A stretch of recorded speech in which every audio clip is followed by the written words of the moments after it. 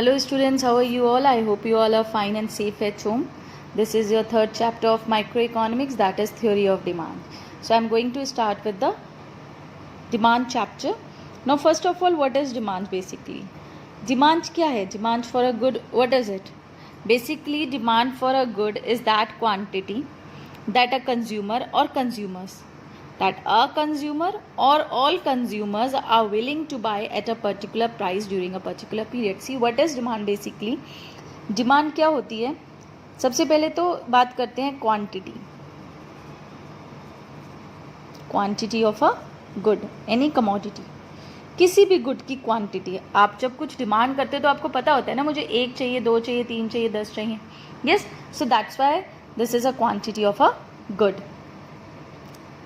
Which a consumer, जो एक consumer. अब आप गए एज अ कंज्यूमर, तो आपने अगर कुछ खरीदना है तो आपके अंदर उस चीज़ को खरीदने की इच्छा भी होनी चाहिए. If you are not having that will to purchase that particular commodity, तो आप उसको खरीदोगे ही नहीं, आप डिमांड क्रिएट ही नहीं करोगे मार्केट में, है ना. तो कंज्यूमर को सबसे पहले इंपॉर्टेंट है willingness to buy. Willingness to buy होनी जरूरी है. क्वांटिटी होना जरूरी है, कंज्यूमर का होना जरूरी है, विलिंगनेस टू बाय भी जरूरी है ना. फिर एक पर्टिकुलर प्राइस पर आप उसे खरीदोगे. फॉर एग्जाम्पल, अगर आपको नहीं समझ आ रहा है उस प्राइस पर, you are not getting satisfied, तो आप उसको परचेज नहीं करोगे, है ना, during a particular period of time. आपको डिमांड आज उस चीज़ की ज़रूरत है, तो आप उसे आज ही तो खरीदोगे. ये थोड़ा ना है कि आप उसे 2 महीने बाद जाकर खरीदोगे किसी पर्टिकुलर कमोडिटी को, नहीं ना. तो टाइम का होना भी ज़रूरी है डिमांड क्रिएट करने के लिए. और आई से मैं ये कहती हूँ कि मार्केट का होना भी ज़रूरी है. That you should know that where that particular product is available. So according to me that market is also important factor. So demand इन सब कंपोनेंट्स को मिलाकर बनती है. There should be quantity of goods, there should be a consumer, there should be willingness to buy among the consumers or a consumer, there should be a particular price attached to it, that particular commodity, period of time should be there जब ज़रूरत है, and market should be there. Okay, so what is demand basically? Now in word से लेकर हम demand की definition create करते हैं. Demand is that quantity of a good. Demand is that quantity of a good which a consumer is willing, which a consumer is willing to buy at a given price or particular price in the given period of time in the given market. Yes, demand is that quantity of a good which a consumer or all consumers, या तो एक consumer या market के सभी consumers or all consumers are willing to buy at a particular price in the during a given period of time in the given market. So this is demand. So you can write down this definition of demand as well, okay, in your while preparing notes. So demand क्या होती है? This is demand. Demand के लिए quantity of a good. If a consumer is there going to purchase that good, so quantity of a good which a consumer or all consumers are willing to buy at a particular price in the given period of time in the given market. Okay. So I'll say that there are 3 essentials of demand.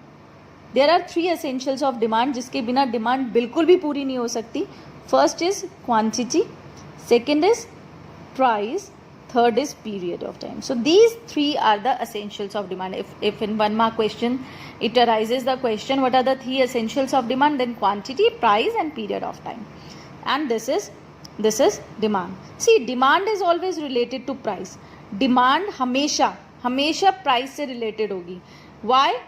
For example, अगर मैं कहूँ कि एक consumer पूरे दिन में, if I'll say कि if a consumer is demanding every day, nowadays mangoes बहुत ज़्यादा हम लोग लाइक करते हैं. So if a consumer is demanding 1 kg of mangoes every day, so this statement is incomplete. Okay, this statement is incomplete. Why this statement is incomplete? Because demand for that mangoes can change as per the price. If I'll say that a consumer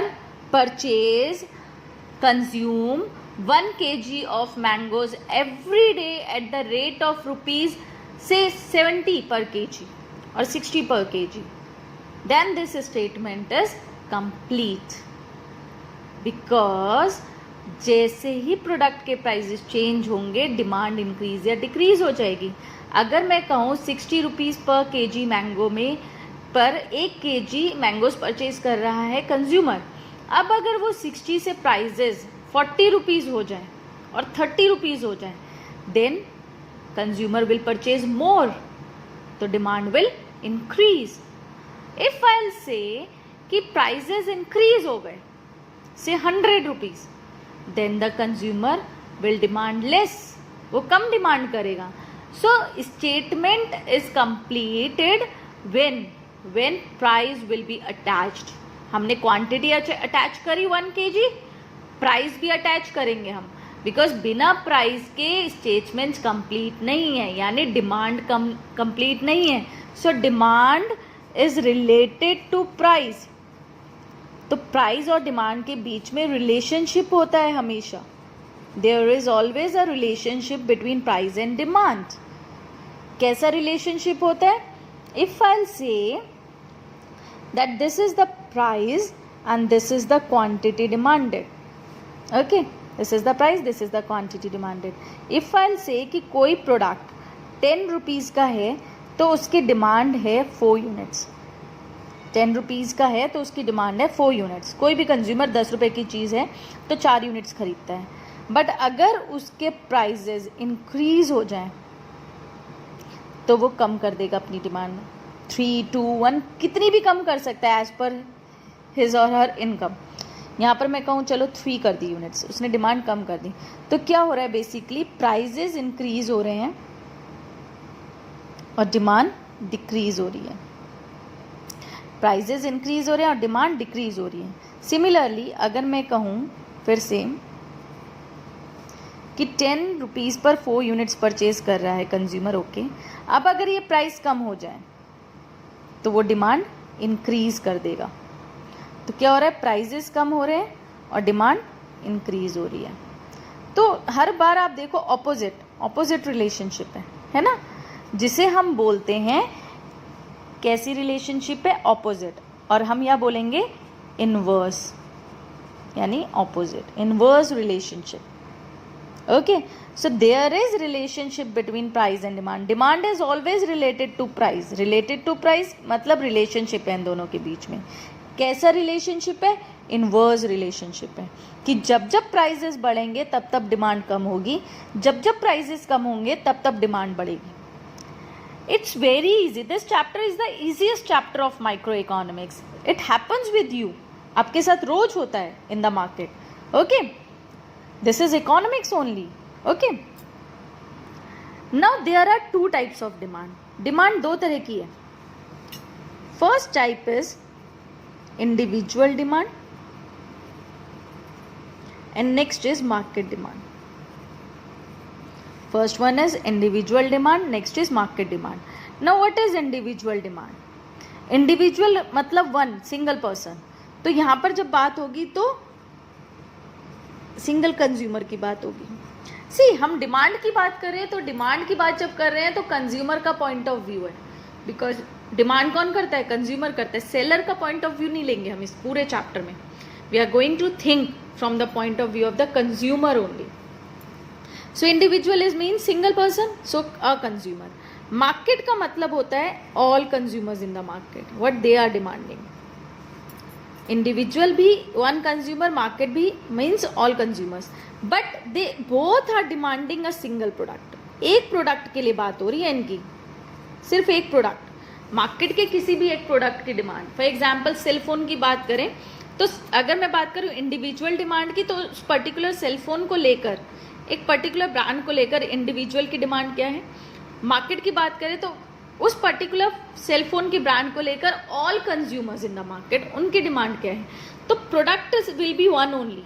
अगर मैं कहूँ यहाँ पर हम product सभी कर दें, सभी प्रोडक्ट्स की बात करें, all products in the market, then that will be macro economics. हम यहाँ पर माइक्रो इकोनॉमिक्स की बात करें. माइक्रो मतलब individual, I stands for individual. If you don't remember this, then go through the previous videos. Yes.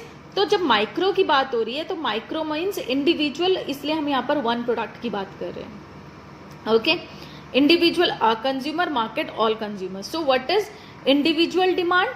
Individual demand same definition you will write while preparing notes, that individual demand is that quantity of a good which a consumer, all consumers नहीं लिखोगे. Demand की definition में आपने all consumers भी लिखा है slash लगाकर, but when you will write the definition for individual demand you will write only a consumer. So individual demand is that quantity of a good which a consumer is willing to buy at a particular price in the particular period of time in the given market. That is individual demand. Market demand, it is that quantity of a good which all consumers in the market are willing to buy at a particular price in the particular period of time in the given market. Okay, so this is market demand. एक ही definition से, demand की definition से ही हमने individual demand और market demand की definition बना दी. If you want to go with these definitions which I am telling you, very good. If you want to go definitions which are given in your books, your wish. But I think that it would be easier for you. एक definition से आप बाकी दो definitions भी create कर सकते हो. Okay, so this is individual and market demand. Now when I have drawn this table, जब मैंने ये टेबल अलग अलग बनाई है, so this is showing what individual demand, because I am talking here about only single consumer. सिर्फ एक की डिमांड दिखा रहे हैं, यानी एक ही कंज्यूमर की डिमांड दिखा रहे हैं हम लोग. so this is individual demand basically. ठीक है, हम क्या कर रहे हैं, हम एक ही कंज्यूमर की डिमांड दिखा रहे हैं ना, तो ये बेसिकली सिंगल कंज्यूमर की डिमांड दिखा रहे हैं. So this is an example for individual demand. ये एग्जाम्पल है आपका इंडिविजुअल डिमांड के लिए. So what you are going to do while preparing notes, आप डिमांड की डेफिनेशन लिखोगे, डिमांड के एसेंशियल्स बताओगे. After that you will write the definition for individual demand and then you will draw the example, you will give the example for individual demand. After that you will write the definition for market demand and then example for market demand. Now what will be the example for market demand? See, I am showing you here, this will be the example for market demand. Like this is the price, this is the quantity demanded by A consumer, this is the quantity demanded by B consumer. Okay, so if prices are 10 for example and A is demanding 4 units, okay, A is demanding 4 units and on the other hand B for example 2 units demand करता है when prices are 10. okay, prices increase हुए और decrease हुए से decrease हुए. चलो, prices जैसे ही decrease हुए तो डिमांड बढ़ेगी. A ने डिमांड कर ली 6 units और B ने डिमांड कर ली 5 units की, बिकॉज प्राइजेस डिक्रीज हुए. प्राइजेस डिक्रीज हुए, डिमांड इसकी भी इंक्रीज हुई, इसकी भी इंक्रीज हुई. अगर हम अलग अलग लेकर चले तो ये इंडिविजुअल डिमांड है. अगर हम सिर्फ इन दो को ड्रॉ करें या इन दो को ड्रॉ करें, एक एक की बात करें, सिंगल सिंगल की बात करें, then that is individual demand. Market demand में हमने कहा all consumers, and let suppose कि मार्केट में सिर्फ 2 ही कंज्यूमर हैं, तो मार्केट डिमांड क्या हो जाएगी, इन दोनों का एडिशन. कि 10 रुपीज़ के जब प्राइस थे तो मार्केट में जितने भी कंज्यूमर्स थे वो मिलकर 6 यूनिट्स ले रहे थे, और जब प्राइजेस कम हुए तो दोनों ने मिलकर तब ऑल कंज्यूमर्स ने डिमांड करी 11 यूनिट्स की. So this is market demand. So this is market demand, all consumers are demanding. So this will be the example for market demand. So in your notebooks you can do this, you will write this. Okay, this is market demand. So this is all for today students, and this is how you have to prepare your notes. If you are having still any doubt, you can call me, you can message me. Okay, thank you and have a nice day.